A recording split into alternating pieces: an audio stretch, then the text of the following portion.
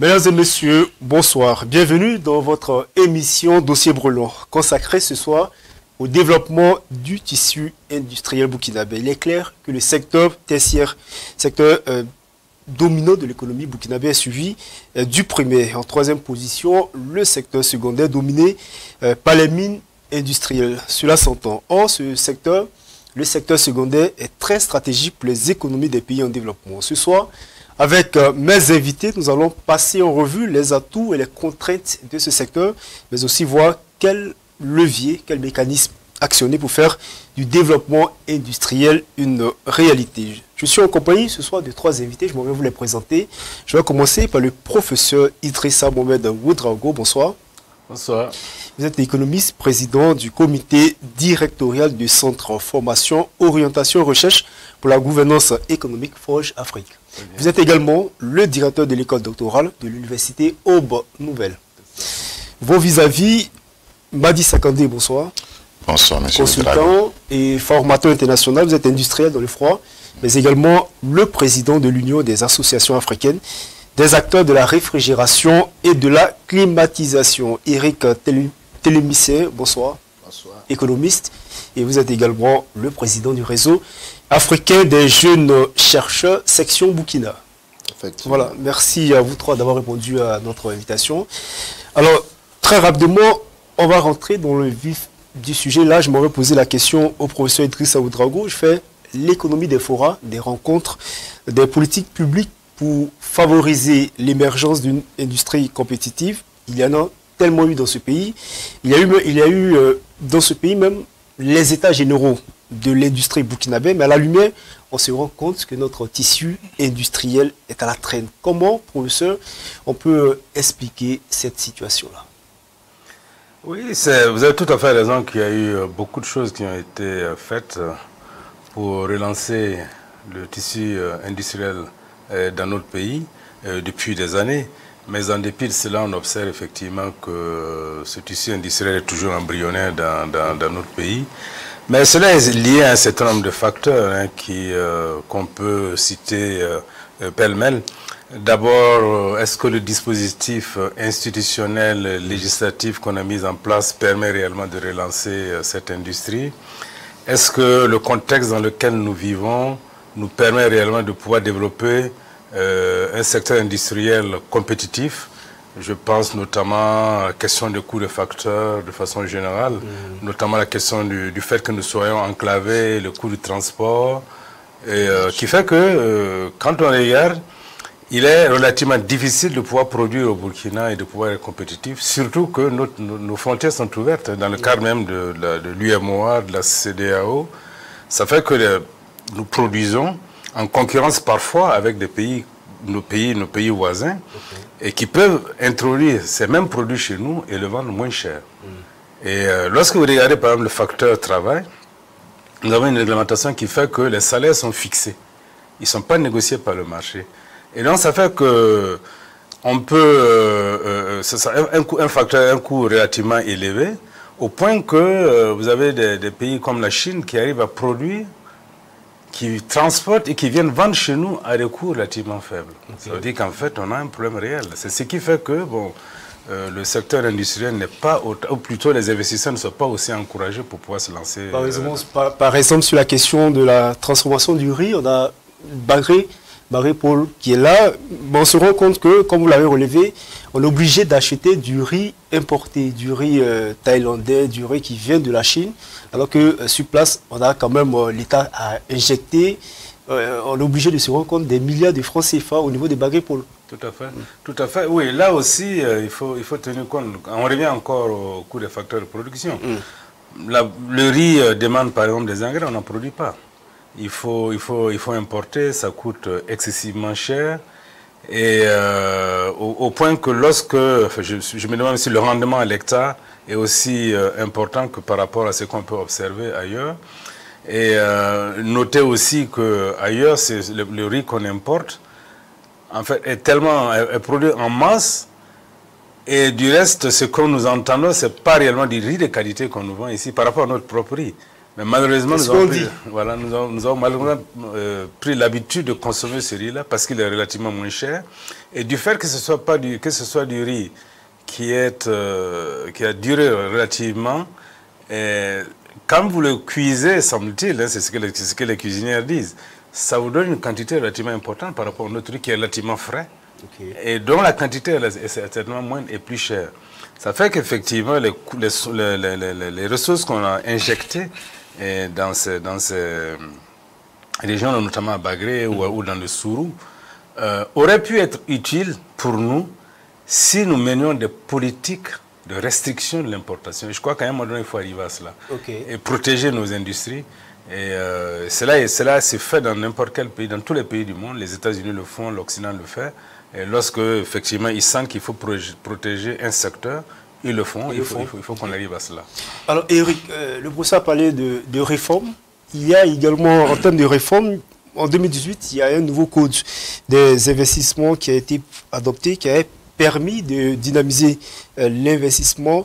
On a comme l'impression qu'il y a des réformes au niveau de ce secteur. Il y a de l'argent qui est injecté dans ce secteur, mais apparemment, comme je l'ai dit tantôt, on a l'impression que rien ne bouge concrètement au niveau du secteur secondaire. Effectivement, c'est comme je l'ai toujours dit, c'est difficile de se développer sans avoir un secteur secondaire fort.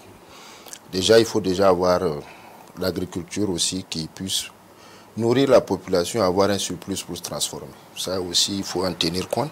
Mais comme le professeur l'a dit, les réformes qu'on a tentées ont montré leurs limites parce qu'on n'a pas tenu compte d'abord des facteurs.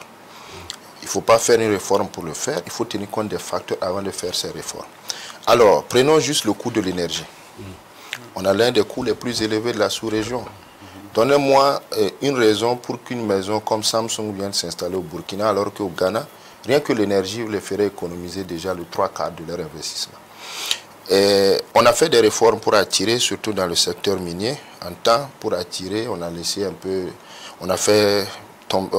peu côté fiscalité et tout ça, des avantages et tout. Mais c'est pour dire qu'aujourd'hui, il faut travailler d'abord à résoudre les problèmes de facteurs. Si on arrive à résoudre ces problèmes de facteurs, on pourra trouver des solutions plus simples. Donc, l'un dans l'autre aujourd'hui, c'est vrai qu'on mise dans le secteur des services. On a vu que des banques, on a pu attirer des nouvelles banques, des institutions qui sont là et tout. Mais le secteur secondaire, il faut s'asseoir, le réfléchir à fond. Ce n'est pas les propositions qui ont manqué, il y a eu des propositions.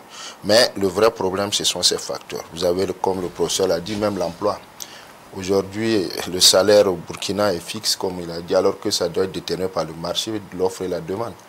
Voilà. Vous voyez, par exemple, si vous prenez l'Éthiopie pour redynamiser son secteur secondaire, qu'est-ce qu'ils ont fait? Ils ont vraiment baissé les salaires pour permettre d'attirer les Sud-Africains dans le domaine du vin, les Chinois de venir produire là-bas les chaussures, les habits et tout. Mais ils ont fait une réforme où, malheureusement aussi, si on va copier exactement, nos populations vont un peu en pâtir. Mais si on veut vraiment que ce secteur se réveille, il faudra faire des réformes encore davantage. C'est vrai que vous avez parlé du facteur énergie, mais en même temps, est-ce que le Burkina n'est pas dépendant au niveau de ce facteur-là, de l'énergie? Oui, notre énergie nous coûte très cher. Nous avons l'un des kilowatts les plus élevés. élevés. C'est vrai qu'aujourd'hui, on pouvait encore essayer d'autres techniques, notamment l'énergie hydroélectrique qui pouvait être faite dans certaines zones. Mais l'un dans l'autre, il faut vraiment qu'on arrive à exploiter plus notre énergie de base qui sera le solaire. Si on arrive à avoir vraiment des grandes centrales solaires, on va pouvoir réduire le coût.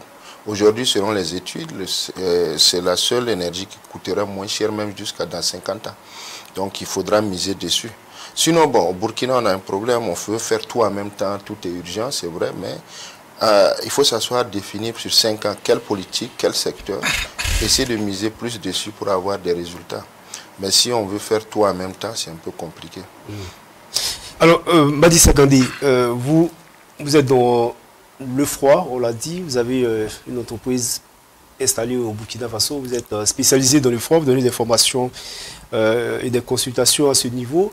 En même temps, quand vous êtes venu vous installer, est-ce que vous êtes confronté à une situation qui, en tant que justement entrepreneur, qui a douché votre peut-être ardeur, votre haine de venir contribuer aussi à l'économie du pays?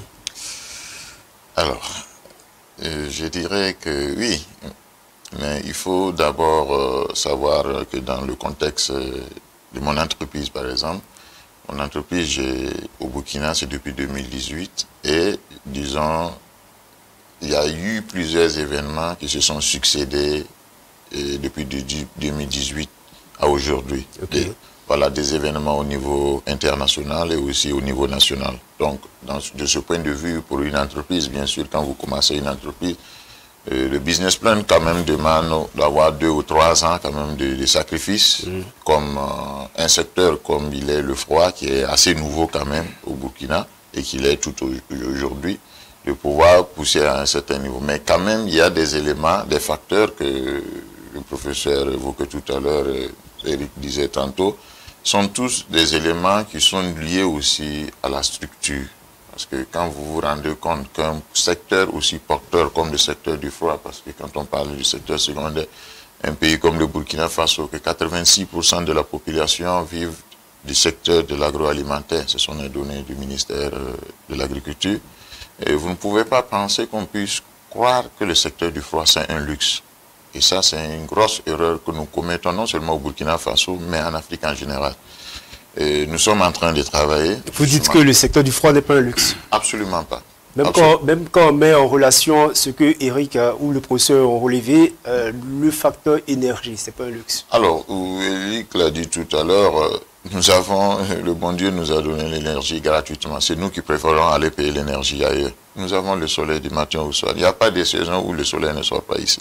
Okay. Et ça, c'est de l'énergie propre. Si on rentre dans le contexte des Nations Unies, au contexte global actuellement, quand on parle de changement climatique, on est en train de pousser tout le monde à utiliser des énergies renouvelables. Le soleil, c'est l'énergie renouvelable que nous avons ici gratuitement, que bon Dieu nous gratifie tous les jours. Nous avons juste besoin de vulgariser. On a déjà commencé, je pense qu'il y a une détaxation quand même sur les appareils, vu que la Sozanabe n'arrive pas à produire suffisamment. Et même le coût d'énergie étant plus cher, je me suis informé par le passé, et le coût est subventionné. Ce n'est pas le coût réel de l'électricité qu'on paye. Si on devait payer le coût réel, peut-être il y aura 3 ou 4 personnes qui vont se payer avoir l'électricité sur 100. Donc ça veut dire quoi? Ça veut dire que nous pouvons utiliser l'énergie solaire pour faire non seulement tout ce que nous parlons, et aussi le secteur du froid. L'agriculture, ça se passe où? Dans les milieux ruraux. C'est pour faire un champ photovoltaïque, qu'est-ce qu'il faut? Il faut de l'espace. Dans les milieux ruraux, qu'est-ce qu'on a? De l'espace. Donc ça veut dire que nous pouvons produire l'énergie gratuitement, entre guillemets, parce que à la fin de compte, si on a fini l'installation du système photovoltaïque, le champ photovoltaïque, les accumulateurs et tout ça, vous n'avez plus rien à payer à quelqu'un, sinon le nettoyage et l'entretien. Donc c'est assez important de revoir ça. J'ai eu justement à faire une étude un peu plus approfondie, et je me suis rendu compte que ce n'est pas seulement le Burkina Faso, que vous disiez tantôt, je suis le président d'une institution panafricaine qui recoupe les 54 pays africains. Je suis d'ailleurs en train de faire une autre étude. En 2016, les pays francophones d'Afrique, de l'Afrique subsaharienne, la taxation sur le matériel d'importation du matériel du froid varie entre 40 et 65%. C'est vous dire que si vous voulez parler de développement et vous considérez un secteur aussi important que le secteur du froid, vous ne pouvez pas vous développer sans mettre le secteur du froid au centre de vos...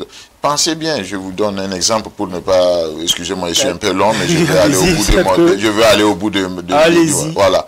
Si les Occidentaux qui vivent dans les pays froids, ils développent encore le froid, ça veut dire que le froid sert à quelque chose. C'est ça qui leur permet de conserver leur production, de transformer et de venir nous donner à manger. Et nous produisons, vous savez que 70% de ce qui est produit en Afrique subsaharienne n'arrive pas dans les plats des Africains. Ça reste dans les champs, dans les marchés, dans les yachts, parce qu'il n'y a pas le secteur du froid. Donc il va falloir justement revoir, avoir une vision un peu plus approfondie. Elle était technique. Est-ce qu'au-delà, parce qu'on n'a pas le froid, est-ce que ce n'est pas parce qu'on n'a pas la maîtrise ou l'outil de la transformation sur place pour ceux?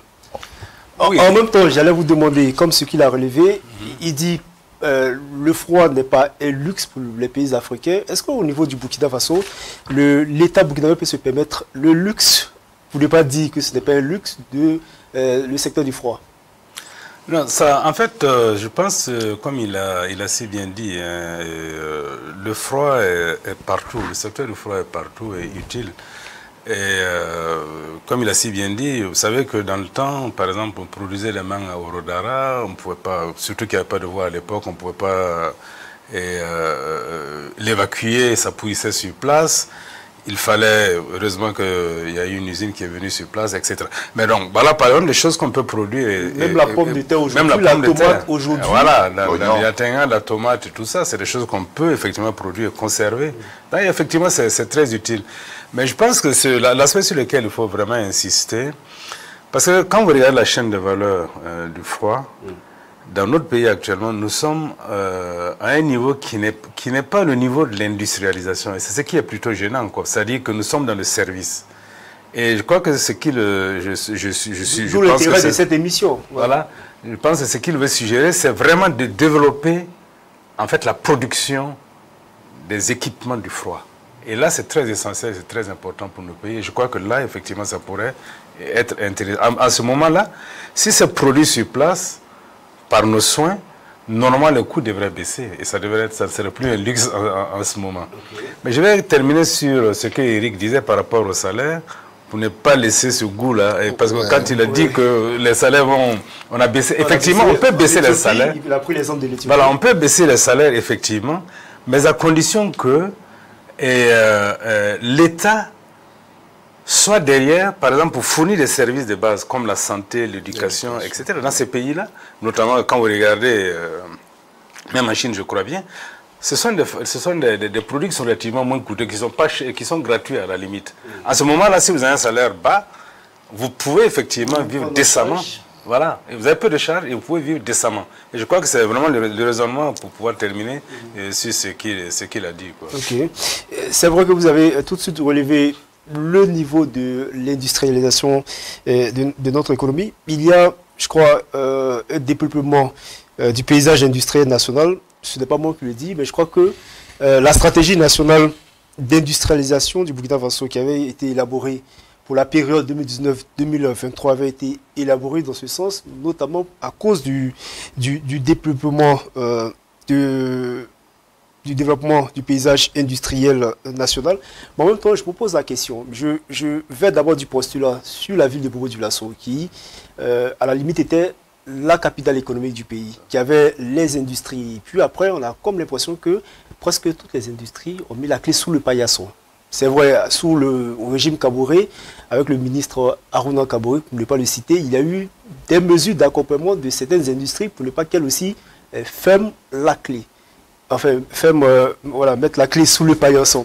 Alors aujourd'hui, qu'est-ce qu'on fait justement de toutes ces usines dont l'État a mis de l'argent? Je vais parler aussi de la société de transformation des fruits et des légumes à Lumbila, dont l'État a injecté j'allais dire des milliards de francs CFA. Oui, non, mais c'est comme il a dit, c'est-à-dire qu'on fait des réformes, on prend des initiatives sans une analyse approfondie pour voir effectivement quels sont les effets. Parce que là, si vous faites dans la région de Bobo, notamment dans le secteur huilier, par exemple, quand je prends cet exemple, on a la matière première, c'est-à-dire le coton, les graines de coton, pour produire cette huile.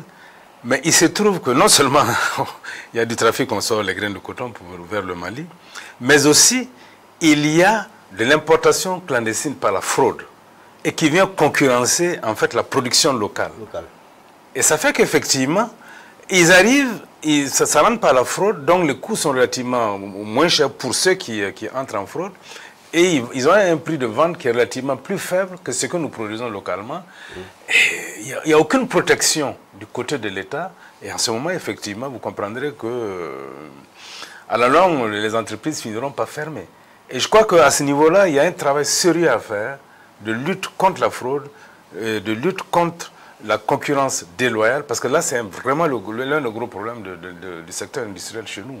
Parce que la concurrence est forte et c'est une concurrence qui en réalité à laquelle on ne peut pas faire face, à laquelle on ne peut pas faire face tout simplement parce qu'elle est clandestine. Et ça, c'est le rôle de l'État. Voilà pourquoi on dit que l'État doit accompagner le secteur privé dans ce genre de choses. Autrement dit, on risque fort de se retrouver. On va faire des initiatives, de très bonnes initiatives. On est fort dans ça. On va créer, mais enfin, à la fin, on se retrouve dans des problèmes. On se retrouve dans les problèmes. Alors, j'ai l'impression, hein, à vous écouter, que ce ne sont pas les réformes qui manquent, puisque l'État prend des réformes, à la limite des mesurettes, mais en même temps ne se donne pas les moyens de contrôler ou bien de mettre en œuvre toutes ces mesures-là. Alors, ma question c'est, est-ce que l'État trouve un intérêt particulier aujourd'hui à développer le tissu industriel? Est-ce qu'il y a un intérêt? Oui, il y a forcément un intérêt, parce que comme on l'a tous dit ici, hein, que ce soit dans n'importe quelle branche du secteur industriel, c'est quand même la base, hein, du développement, la transformation. Parce qu'en réalité, la valeur ajoutée, en réalité, c'est là qu'on la retrouve.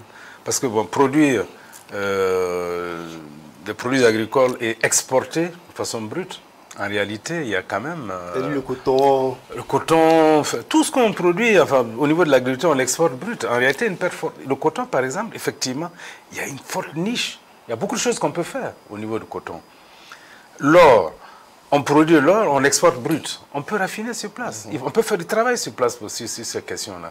Il y a beaucoup de choses que nous faisons. Mais malheureusement, et si on arrive à développer ce secteur-là, ce secteur industriel, il est évident que ça va tirer toute l'économie.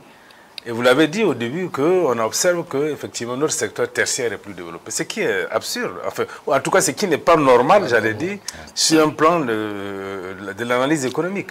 Normalement, on devrait passer de l'agriculture vers le secondaire et ensuite vers le tertiaire. Or, le secondaire est embryonnaire et le tertiaire domine l'économie. Voilà.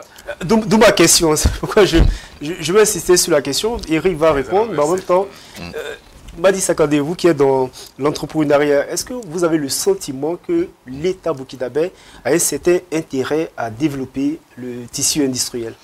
Alors, vous voyez, je suis dans le domaine de l'entrepreneuriat, ne vivant pas ici, et je pourrais donner une réponse erronée. Parce que quand vous parlez d'État et que vous parlez des programmes qui sont faits généralement dans nos pays, excusez-moi, souvent je parle un peu plus de l'Afrique et du Burkina en particulier, qui sont liés aux mandats électoraux, c'est un peu difficile parce qu'il faut avoir une politique de développement qui est complètement différente d'une politique politicienne. Parce qu'une politique de développement peut s'étaler sur une cinquantaine d'années ou même plus. Ça veut dire qu'on commence quelque chose. Vous faites allusion au référentiel de développement, dont voilà, le PNDS sous l'ancien régime, et qui continue, je crois. Le PNDS qui continue pas forcément seulement. Non, je veux parler des référentiels de développement, puisque c'est adossé aussi au programme présidentiel. Voilà, mais justement, quand ces types de programmes qui sont liés à des mandats de 5 ou de 10 ans, 602, ça devient très court pour développer vraiment des programmes de développement réels. Parce que ce sont des programmes qui souvent s'arrêtent d'un coup. Parce qu'il n'y a pas une vision de dire, je commence quelque chose, je sais que ça va porter à ce résultat-là après moi, parce que ça, il va falloir commencer à concevoir ce développement sans nous. Parce que quand on fait des projets qui se limitent à notre existence, ça veut dire que ces projets-là ne pourront pas, notre existence, au pouvoir ou même de vie, parce que je prends des exemples de là où je vis, le monde occidental, c'est toujours des projets à long terme. Nous, des projets à long terme, je n'ai pas encore vu ces projets à long terme. C'est des projets toujours à court terme qui malheureusement s'interrompent même souvent en cours d'exécution. Donc moi, je pense que c'est une vision globale que nous devons voir. Quel est le Burkina Faso que nous voudrons d'ici l'an 2050, juste pour donner... Et nous commençons maintenant à travailler pour que dans 2050, même si nous ne sommes pas là, nos enfants ou nos arrière-petits-enfants aient un Burkina Faso meilleur que celui que nous vivons aujourd'hui, qui n'est autre que la conséquence de ce qui a été projeté hier. Donc je pense qu'il va falloir approfondir un peu la vision dans la conception de nos projets. C'est-à-dire voir le facteur temps. Parce qu'on n'a jamais inclus le facteur temps. Même certaines réalisations, c'est le budget de cette année, donc... Si tu n'as pas fini ça cette année, il faut remettre le budget. La preuve que certains projets, ça se réalise, la première pluie qui arrive, on ramasse ça. Parce qu'il fallait rentrer dans le temps du budget. On ne peut pas réaliser certaines choses dans ce timing-là. Ce timing qui se organise, qu'on dit c'est dans le budget de 2023, donc en 31 décembre, il faut que ça finisse. Ça procède de l'orthodoxie. Voilà, ce sont des choses à revoir. De la gestion. Oui, mais c'est ça aussi, le développement. Il faut revoir toutes ces choses-là. Et Eric, Oui, peut-être... ce que j'allais peut-être ajouter, déjà ce que le professeur a dit, il y aura de l'emploi. Aujourd'hui, on a des chômeurs, on a des jeunes qui n'ont pas, ou ils ne savent pas à quel sein se vouer. C'est vrai que l'agriculture occupe déjà une partie, mais l'industrie va encore permettre qu'il y ait plus d'emplois. Maintenant, ce qui se passe un peu dans le secteur, on peut créer une usine, on peut créer de l'industrie, mais la rendre compétitive, comme le professeur a dit, c'est un autre processus. Sinon, on peut créer. On a plein d'usines qui ont fermé tout, parce qu'elles ne sont pas compétitives face à la concurrence étrangère. Avec les accords de l'OMC et tout, on est obligé d'avoir un peu la loi de traitement national, la nation la plus favorisée et tout. On est obligé. Mais même ceux qui nous disent, voilà, ne subventionnez pas, eux-mêmes ils trichent, ils subventionnent. Donc c'est des conneries. On doit avoir, comme le professeur a dit, une loi de restriction, d'importation. Et travailler à ce que nos petites usines puissent grandir. Et comment? À travers un marché. La Chine aujourd'hui, c'est quoi? La Chine, c'était fermentant, non? Qui dit ne subventionnez pas et qui subventionne? Dans les textes des règlements de l'OMC, il y a l'interdiction de subventions de l'État pour que les pays puissent échanger sans qu'il y ait une concurrence déloyale. Le même taux de la fiscalité interne doit être la même chose pour un producteur national qu'un producteur extérieur. N'en parlons pas du droit de rentrée. Donc ça doit être le même pour tous les pays qui viennent vers chez vous, leurs produits sont importés. Et dans la pratique, vous dites il y a des États qui trichent. Bien sûr, même les États-Unis sont les plus grands tricheurs dans le domaine. Ils trichent parce qu'ils encouragent leurs producteurs, ils prennent en charge des subventions pour les permettre de pouvoir être compétitifs sur le marché. Sinon, on va appliquer à la lettre cette règle. C'est bien, mais nos usines vont fermer. Le secteur de l'huile, vous avez de l'huile qui te vient de Thaïlande. Tu regardes, et puis on te vend moins cher. Mais le consommateur, il cherche à maximiser sa satisfaction sous la contrainte de son revenu. Il ne va pas aller payer un produit parce qu'il faut être nationaliste. Et souvent, la qualité n'y est pas. Je crois que le professeur l'a relevé. Il y a des produits qui sont importés qui ne sont pas de qualité. Oui, mais le consommateur, lui, regarde ce qui l'arrange tout de suite. Sa famille veut manger. Donc, il faut qu'on essaye de revoir. Si on peut mettre en place des politiques de restriction, on a dans le passé essayé les techniques d'industrialisation par substitution d'importation, plein de théories qu'on nous a envoyées. Mais aujourd'hui, il faut une politique volontariste. Et on arrête maintenant de continuer. C'est vrai, on ne peut pas empêcher aux gens d'importer, mais qu'il y ait des mesures d'encadrement de nos usines. Alors, et ça ne manque pas. Mais en même temps, vous ne transformez pas vos produits. Vous ne pouvez pas empêcher ou restreindre l'importation dans vos pays. Dit, il faut créer et la rendre compétitive. C'est un deuxième processus. Okay. Voilà, par exemple, on a créé la tomate noisiarée. On a créé l'usine, mais l'usine ne fonctionne pas. On a injecté beaucoup d'argent et ça n'a jamais fonctionné. Et pour terminer rapidement, il y a un aspect que le professeur parle souvent, et les questions de gouvernance. La gestion. Vous allez nommer quelqu'un qui passe le temps à s'enrichir là-bas. Et on pille, l'usine va fermer. Donc, tout ça, c'est des questions à mettre en compte. Ce n'est pas parce que vous créez une usine, on va nommer quelqu'un. C'est ce qui s'est passé dans les années 70. Tous les cadres qu'on a nommés là-bas, ils sont enrichis et toutes les usines ont commencé à faire. Est-ce que c'est l'une des raisons qui explique la fermeture de beaucoup d'entreprises? Ça s'explique parce que si vous enlevez la gouvernance, la notion de bonne gouvernance dans la gestion d'un projet, le projet est mort.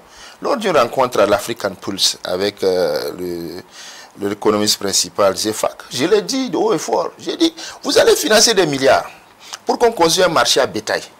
Finalement, c'est 10 millions qui est arrivé. Et à la fin, la première pluie, on a cassé. La chaîne, la valeur ajoutée que vous avez cherchée, elle est où? Si vous enlevez la gouvernance dans un projet, vous êtes mort.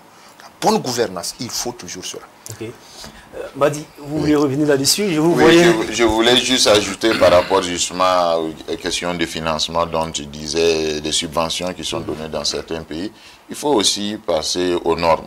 Et parce qu'il y a des normes aussi de protectionnisme. Par exemple, dans mon domaine, il y a des certifications, par exemple. Même entre les pays européens et les États-Unis, ce n'est pas les mêmes certifications. Moi, je produis des machines en Italie, je peux vendre ça dans le marché européen avec la norme CE. Mais si je dois amener ça dans le marché américain, par exemple, je dois faire la certification UL. C'est une autre certification pour le marché américain ou même pour le marché canadien, une autre certification.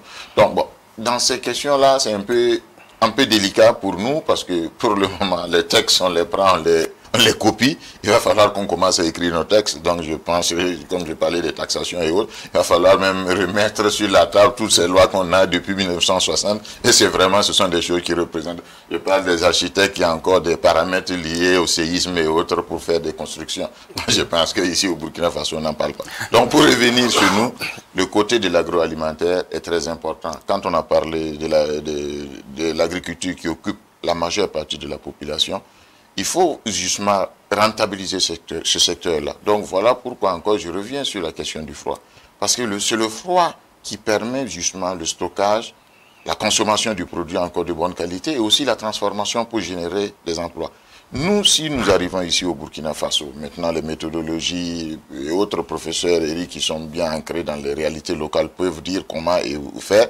Mais je pense que si nous arrivons à commencer à utiliser nos produits de l'agroalimentaire, comme nous sommes en train d'utiliser le coton avec le faso d'Anfani, on a déjà trouvé un sillage de sortie. Parce que l'être humain, il consomme tous les jours, il va manger. Tous les jours que le bon Dieu fait, il a besoin de manger et bien sûr de s'habiller. Nous, on est déjà dans la dynamique de l'habillement. Il va falloir aussi aller dans la même direction pour pouvoir consommer. Parce que vous parlez de la tomate tantôt, vous parlez de l'oignon, vous parlez de la pomme de terre. Moi, je vous assure qu'ici, nous jetons et nous importons. La pomme de terre, pendant la période de collecte de la pomme de terre, vous avez la pomme de terre avec des gros plats, je ne parle pas des kilos parce que ce sont des notions qui nous sont étrangères. Des gros plats, on vous vend ça à 150 francs le kilo. Après quelques mois, on n'en a plus sur le marché, on a d'autres pommes de terre avec des formes de tête de diable qu'on ne sait pas d'où ça vient, avec des produits qui ne sont pas de bonne qualité à consommer, et vous allez les payer peut-être à 150, à 1500 ou 2000 francs le kilo. Donc ça veut dire quoi? Vous avez jeté ce que vous avez produit en quantité, ce qu'on appelle des produits biologiques, et vous êtes allé importer. Mais pourquoi vous avez jeté? Parce que justement, on n'a pas une stratégie pour la conservation. Donc je dirais, dans le domaine de l'agroalimentaire... Mais en même temps, le professeur dit, le froid c'est bien, je crois, je passe sur votre couvert, il faut développer d'abord le tissu industriel. Non. Ouais. Alors, il faut savoir qu'il y a des étapes. Et l'Italie, là où je vis, c'est un pays qui est un exemple. L'industrie, c'est après. Vous devez, j'ai été étiqueté une fois, la première fois que je suis venu ici pour participer à un forum économique. Tout ce qui était là, c'était des gens du service. Il n'y avait pas quelqu'un qui produisait quelque chose. J'ai dit, mais c'est aberrant. Venant de l'Italie, c'est ce que j'ai dit. Voilà, justement, ce que le professeur disait, mais ce n'est pas l'industrie en fait. Nous devons partir par les petites et moyennes entreprises qui ne sont pas encore des usines. Des petites unités de transformation sont différentes des usines. Des usines. Okay. Parce que je vous prends un exemple. Si nous produisons la pomme de terre, nous commençons à conserver la pomme de terre en une quantité que nous pouvons commercer. La quantité étant énorme, on peut commencer déjà à faire des chips, on peut commencer des petites réalités. Et l'Italie, c'est un pays, en tout cas, comme je dis souvent, s'il y a un pays au monde que nous, en tant qu'Africains, nous devons copier, pas copier-coller, mais aller sélectionner, copier et coller, c'est le tissu économique italien. C'est fait de petites et moyennes entreprises qui sont des entreprises familiales, mais ancrées dans les choses. Vous qui avez eu l'opportunité de nous visiter il y a quelques années de cela, vous allez voir un restaurant depuis 1800 combien, vous allez voir une production de vin depuis 1700 combien, c'est la famille. Et on travaille, et ce n'est pas forcément que ça doit être la famille ici, mais ça peut être des réalisations petites et qui soient soutenues justement du secteur privé. Parce que tout n'est pas fait par l'État, comme vous le dites. L'État ne développe pas un pays, c'est le tissu et c'est le secteur privé qui développe. L'État seulement doit mettre des éléments en considération.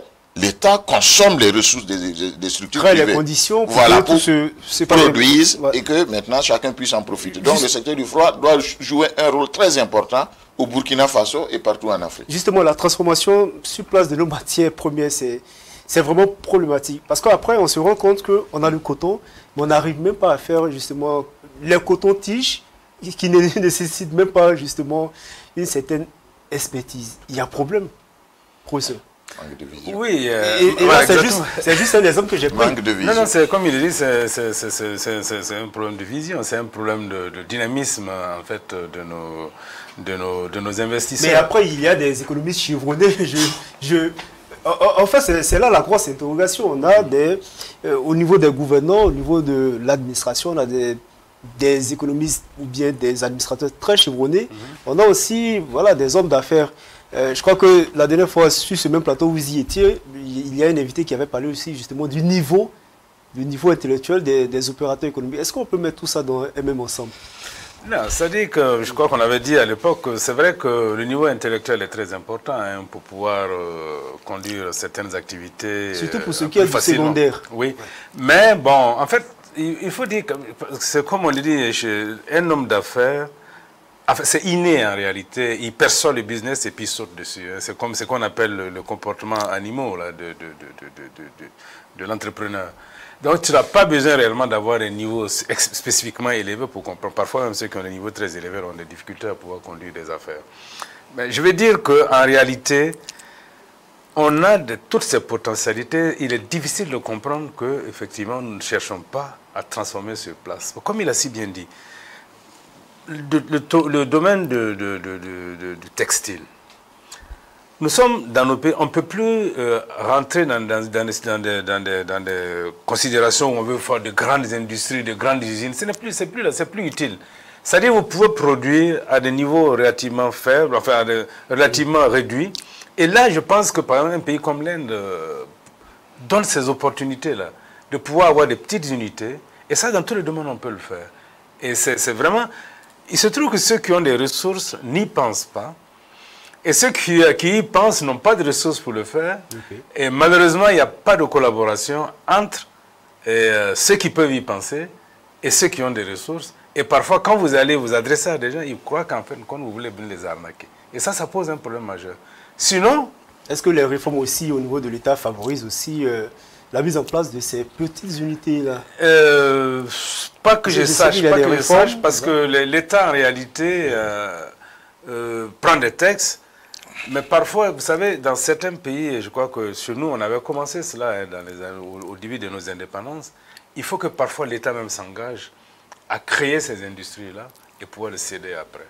Ça, il faut qu'on arrive à ce genre de situation, à ce genre de choses. Autrement dit, si vous comptez sur le secteur privé, et tant que l'investisseur privé ne sent pas la chose, il n'ira pas. Mais l'État peut créer et puis décider de céder à des taux relativement intéressants pour lui. Je pense aussi, excusez-moi, je pense pour être dans le même lien du professeur, ça peut aussi ne pas être l'État. Je pense qu'il y a un exemple qu'il faut saluer en passant ici, l'initiative de Fasoto, Sofato, autant pour moi. Ça, il faut penser, c'est la masse. Ces jeunes qui veulent transformer la tomate. Voilà, moi je pense que c'est une belle initiative. Ça fait partie aussi de la population, c'est-à-dire les sociétés coopératives. C'est ce qui d'ailleurs existe en Italie. C'est-à-dire les producteurs de tomates ou les producteurs de vin et de raisins et autres, ils se mettent ensemble. Au lieu que chacun ait sa petite quantité qu'il veut transformer, ils se mettent ensemble pour transformer. C'est-à-dire il faut que nous adoptons cette stratégie de collaboration entre même les producteurs. Parce qu'on a tous moi j'ai eu l'expérience, vous voyez, quand je viens souvent et je rentre un peu, je sors un peu hors de Ouaga pour connaître les réalités. Vous avez des zones d'intérêt économique, par exemple la zone de Bagré. Vous avez des agriculteurs qui ouvrent un peu partout, qui se sont regroupés en groupement. Mais le groupement consiste à quoi? Le groupement consiste à aller seulement prendre les crédits. Mais quand ils ont fini de produire, chacun s'assoit et Dieu le pousse comme on le dit. C'est-à-dire chacun a son client. Et ce qui veut dire que dans le domaine de l'agroalimentaire, pour juste retourner à parler de ça, dans le domaine de l'agroalimentaire où vous n'avez pas la possibilité de transformer, c'est votre client qui vient vous fixer le prix. D'ailleurs, j'ai dit le cas de Bagré, leurs clients des pays frontaliers, ils arrivent, ils attendent au soir pour fixer le prix.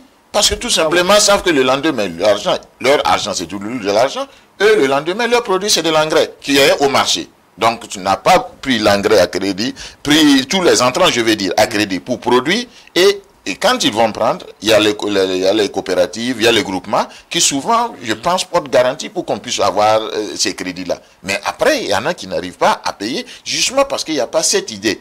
À défaut d'avoir les agriculteurs, et c'est ça aussi la différence, ça c'est encore une expérience d'Italie que je partage ici avec vous, c'est pas l'agriculteur, c'est pas un commerçant. Il a des connaissances de comment cultiver. Ou peut-être il doit acquérir encore, parce que l'agriculture est un peu assez rudimentaire. On n'a pas encore certaines technologies pour produire plus dans un espace limité. Donc pour augmenter un peu plus la production, même avec l'outillage qu'on a. On n'en parle pas de mécanisation et autres. Je suis encore en train de parler de l'état dans lequel nous sommes.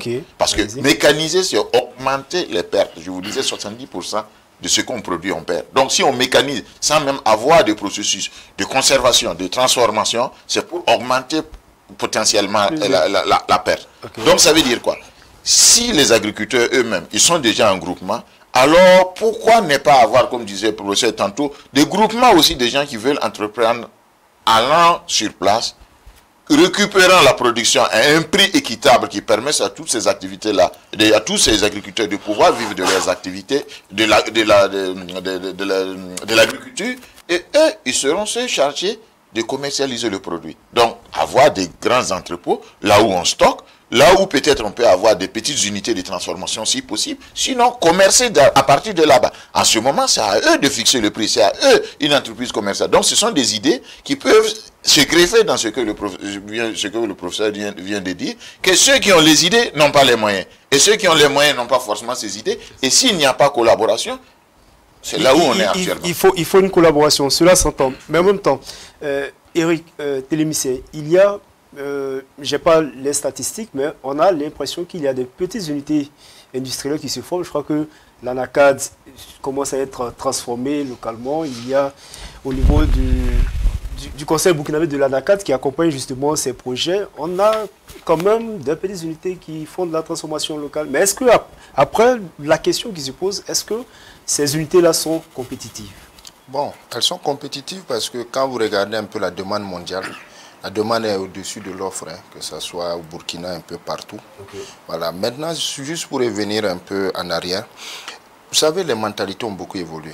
Avant, quand tu es un jeune, tu sortais, c'était de chercher directement un poste, faire un concours. Aujourd'hui, les jeunes ont commencé à parler d'entrepreneuriat. Et déjà dans l'entrepreneuriat de ces jeunes, d'autres se lancent dans la transformation et tout. Alors, mon problème avec un peu le système, quand le professeur a bien expliqué tout à l'heure avec ceux qui ont l'argent et ceux qui sont dans le besoin, il y a des structures que l'État a créées, même le privé, les banques et tout. Mais les garanties qu'on te demande, si tu avais ces garanties-là et tu vendais, tu avais l'argent pour travailler. Tu n'avais pas besoin de leur argent. Il faut qu'on revoie ça. Par exemple, on a le fonds de développement de l'agriculture et tout. On va vous demander une garantie par un terrain. Si mon terrain coûte 10 millions, je n'ai plus besoin de votre argent, je le vends et je me lance. Donc il faut revoir comment essayer de mettre à disposition de ces jeunes qui veulent bien se lancer, la possibilité d'avoir de la liquidité, de l'argent pour travailler, l'accompagnement. Aujourd'hui, par exemple, dans beaucoup de zones, vous avez remarqué la direction régionale de l'agriculture.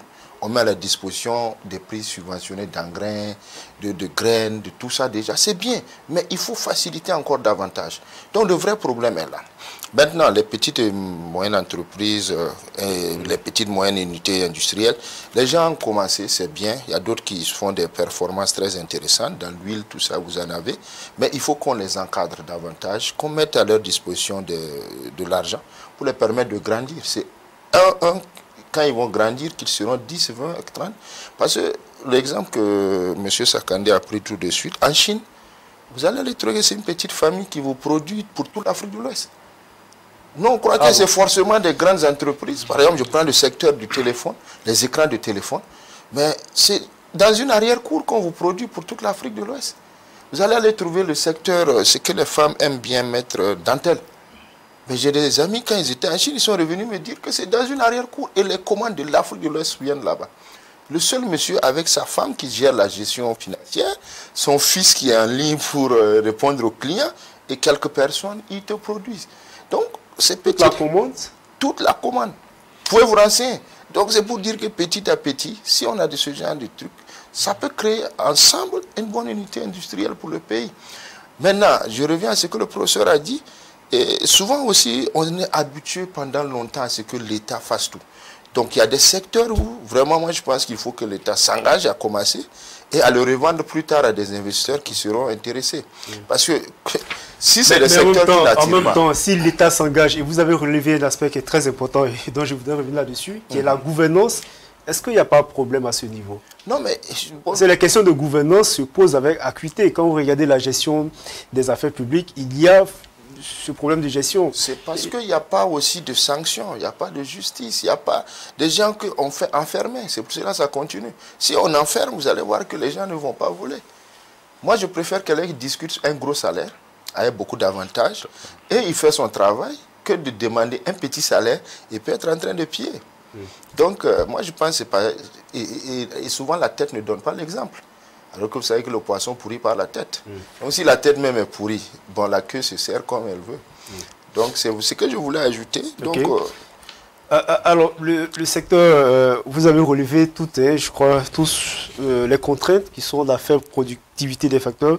Les intrants, le professeur on a parlé au début de cette émission, mais en même temps, comme vous l'avez relevé également, le secteur possède de nombreux atouts.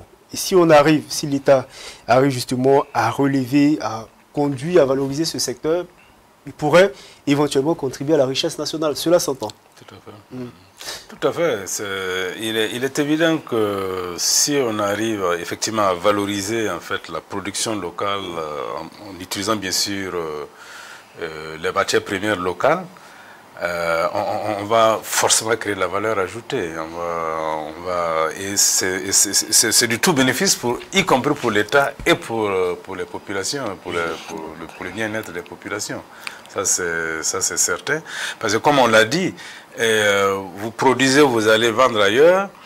Et quelqu'un m'a pris l'exemple, par exemple, du café en Côte d'Ivoire où on l'achète à 200 francs aux producteurs.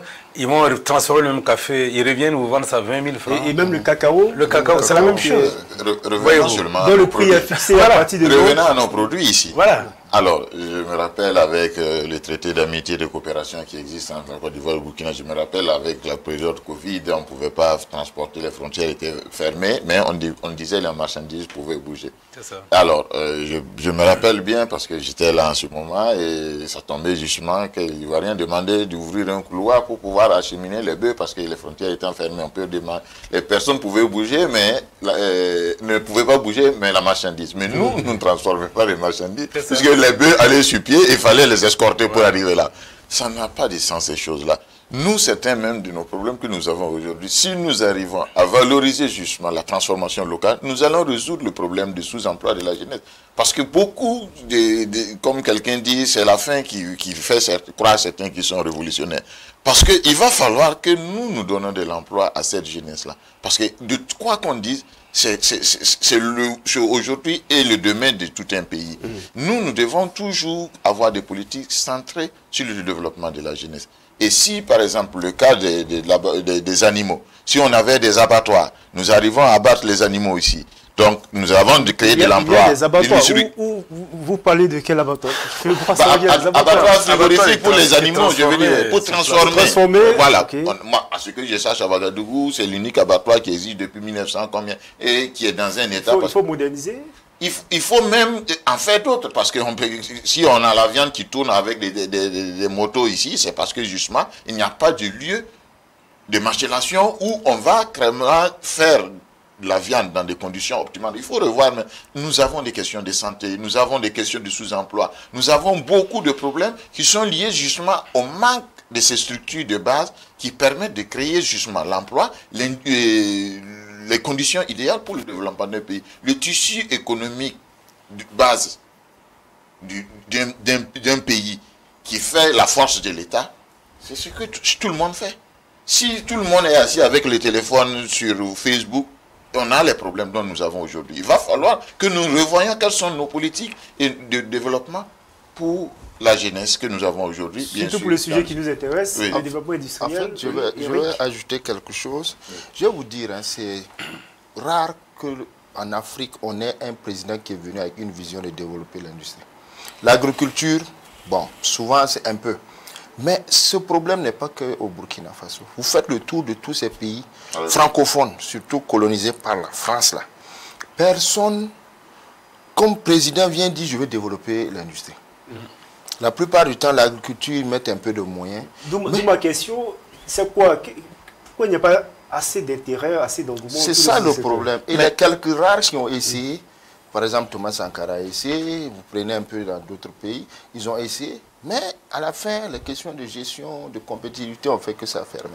Les gens préfèrent miser sur les services. C'est plus simple à attirer. Et d'autres préfèrent les services parce que derrière, ils font venir et ils sont actionnaires. Ouais, en fait, les gens n'ont pas la vision de développer. Les gens sont là pour profiter et partir.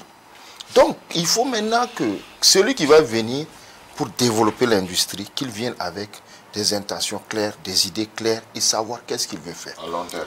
Maintenant, il y a un autre souci. Développer le premier qui pourrait entraîner l'agriculture, qui normalement, le surplus même doit imposer la transformation selon les lois. Logiquement. Logiquement. Malheureusement, comme on l'a dit, ça reste dans les marchés et tout. Maintenant, pour développer cette industrie encore, il faudra mettre en place tout un processus. Notamment, l'État fera sa part, le privé doit faire telle chose, les banques et tout. Par exemple, Corisma essaie d'accompagner les PME, mais vous voyez qu'avec la Mésofinance actuellement, mais c'est toujours limité. Voilà, donc il faudra essayer d'avoir tout cet encadrage. Pour terminer, vous savez, dans la mentalité du jeune Africain francophone, on n'a pas trop l'idée d'entrepreneuriat. Ce qui a fait que pendant très longtemps, bon, comme je l'ai dit tout à l'heure. Voilà. Par contre, les anglophones, quand vous voyez au Nigeria, cette dynamique est due du fait qu'eux, ils sont nés dans ce système et ils aiment ça. Le Ghana, pareil. Voilà. Donc, il faut vraiment qu'on retravaille ce modèle et puis essayer de vraiment mettre l'accent. Il ne suffit pas de mettre de l'argent. On peut mettre beaucoup d'argent. Mais si... Il n'y a pas de vision. Il n'y a pas de vision et d'encadrement. En même temps, ce qui m'amène à demander au professeur, puisque Madi Sakandé l'a relevé, on a des gouvernants dont la politique ou le référentiel de développement est axé sur leur mandat 5 ans. Je crois que l'ASCAT c'était la même chose, le PNDS c'est la même chose, c'est 5 ans, alors que après on vous dit d'avoir des visions à long terme. Par exemple, même pour des projets structurels, dans votre pays, il faut une vision à long terme. Est-ce que ça ne réduit pas en même temps le champ d'action en réalité, pour mettre un bémol à ce qu'il a dit, hein, c'est que dans nos pays, et notamment au Burkina Faso, quand même, on a ce qu'on appelle les études prospectives. On avait le Burkina 2025, là, qui était... on s'était projeté jusqu'à 2025 avec des scénarios bien précis, tout ça. Et normalement,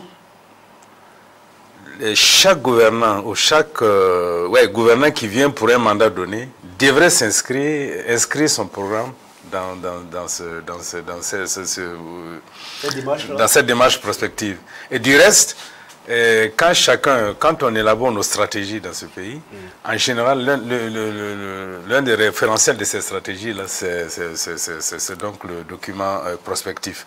Mais le fait est là, ce qu'il dit est tout à fait vrai aussi, parce que chacun, en fait, élabore son programme pour le temps de son mandat, et ce qui se passe, son souci premier, dès qu'il a pris le pouvoir, c'est de voir comment je peux me faire réélire. Et il travaille dans ce sens-là, donc il n'a que du court terme. Nous, on dit en économie qu'on a la préférence pour le présent. On a une préférence pour le présent. Et là, effectivement, on ne peut pas évoluer avec ça.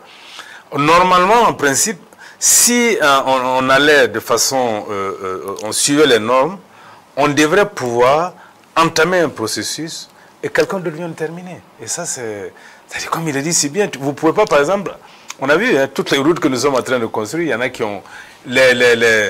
Les études ont été faites bien avant, et c'est un régime qui est venu lancer, et après c'est un autre régime qui va le terminer. Ça, c'est les choses. Un barrage, vous pouvez le construire en 5 ans.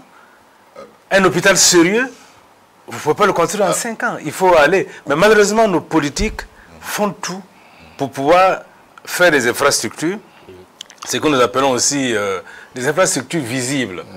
On a vu à la fin du mandat du MPP, les gens étaient bien heureux de voir qu'on construisait des routes partout. Le mouvement du peuple progrès. Voilà. Les gens ont vu qu'on construisait des routes partout. C'est très bien, mais les routes à Ouagadougou, parce que justement, ce sont ce qu'on appelle les investissements visibles. Ça permet au peuple de dire, ah, ces gens-là travaillent. Effectivement, on a dit ça. Beaucoup de gens disent qu'ils travaillent. Ils ont beaucoup travaillé.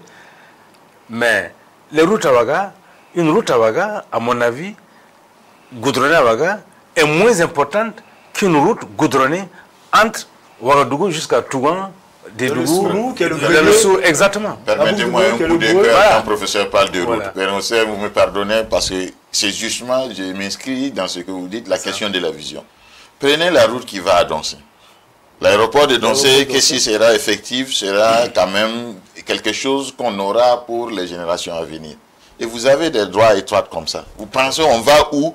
D'ici 40 ans, les gens vont construire tout à côté et on va tout encore à repenser. Il va falloir s'inscrire. Professeur, vous m'excusez dans ce domaine-là de pouvoir m'exprimer ainsi.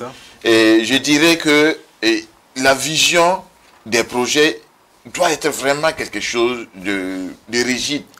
Il faut que nous prenions une certaine façon du développement. Il faut que nous concevons le développement à notre façon. Parce que c'est cette erreur-là que nous commettons. Nous voulons développer selon des schémas, des croquis qui ne représentent pas notre réalité, qui ne représentent pas notre culture, qui ne représentent pas notre façon d'être. Nous devons retourner à revoir ces choses-là qui généralement sont acquises, je dirais, jusqu'à aujourd'hui, dans des institutions qui nous sont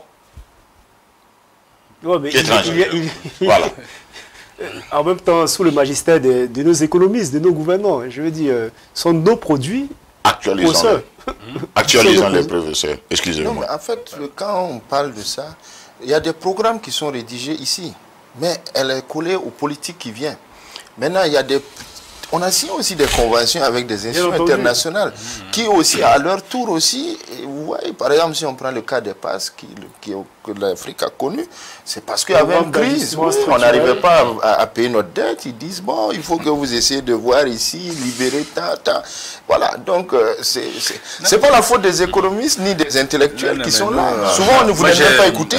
Nous, il y a quelques années, on a fait 4 ans déjà de cela, qu'on avait fait un colloque que nous avions repensé le développement. Repenser l'économie du développement, qui rentre exactement ce qu'il dit, et voir dans quelle mesure, effectivement, on va asseoir nos programmes de développement en tenant compte de nos réalités. Okay. Merci, professeur Idrissa Mohamed Ouedraogo, économiste et président du comité directorial du Centre Formation, Orientation, Recherche pour la gouvernance économique Forge Afrique, directeur de l'école doctorale de l'université Aubin Nouvelle, Eric Télémissé, économiste président du réseau africain des jeunes chercheurs, section Burkina et Badi Sakandé, consultant et formateur international industriel dans le froid, et puis président de l'Union des associations africaines des acteurs de la réfrigération et de la climatisation. Merci à vous trois d'être passés sur ce plateau pour nous entretenir sur le développement du tissu industriel. Merci également à vous, chers téléspectateurs. Merci à toute l'équipe technique. C'est la fin de cette émission. Merci de l'avoir suivi. Bonsoir chez vous.